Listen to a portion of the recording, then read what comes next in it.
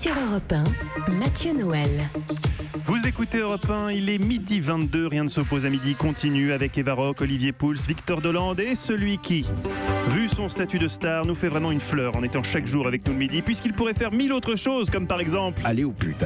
Mais non, il est là, fidèle au poste. Merci Guy. Alors aujourd'hui, Guy Carlier, exceptionnellement, pas de perroquet fétichiste, mais un bilan de la semaine. Oui, le vendredi dans l'émission, c'est le jour du bilan, alors que le dimanche à Bamako, c'est le jour de mariage. Cette phrase ne présente... Cette phrase ne présente aucun intérêt, mais je ne vous cache pas qu'en fin de semaine, je suis un peu à court d'idées et je tire à la ligne et hop, en voilà déjà 5 pour ne rien dire. Non, sérieusement, vendredi, c'est le bilan. Et si je fais un petit bilan des chroniques de la semaine, vous aurez sans doute remarqué que j'ai tenté d'en élever le niveau en vous proposant de la théologie, du darwinisme, de la finance. Mais hier, à la fin de l'émission, notre rédacteur en chef, Sébastien Bordenave, me dit ce que vous venez de me dire, d'ailleurs, Mathieu, ce qui est hallucinant.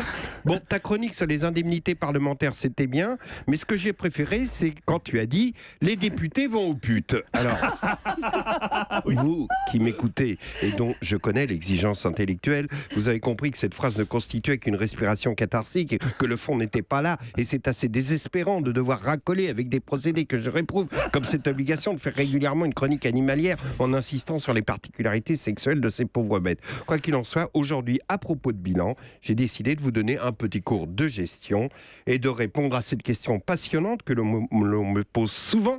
Quelle est la différence entre un bilan et un compte d'exploitation ? Et alors que je m'apprêtais à vous expliquer que, contrairement à ce qu'on peut penser, ce n'est pas le bilan qui détermine le résultat d'un exercice d'une société, mais le compte d'exploitation, et que par la magie de la comptabilité en partie double, ce chiffre, constitué par la différence entre les produits et les charges, qui est reporté au bilan, équilibre parfaitement l'actif et le passif. Mathieu Noël m'a dit « Oui, c'est pas mal, mais pour un vendredi, si tu pouvais faire un truc léger, parce que pour être franc avec toi, les chroniques théologiques ou financières, c'est bien, mais ce que j'ai préféré de toute la semaine, c'est le cacapo qui encule les rochers. » Donc, si tu pouvais nous trouver un animal aux mœurs sexuelles rigolotes, ce serait bien.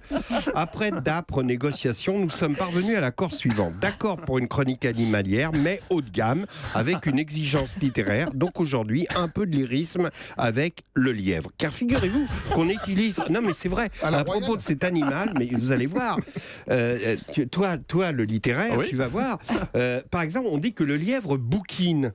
Et que fait un lièvre qui bouquine ? Eh bien, il copule tout simplement. Oui, Mathieu, je vais développer. Laissez-moi d'abord vous apprendre une autre expression très poétique concernant le lièvre. C'est authentique.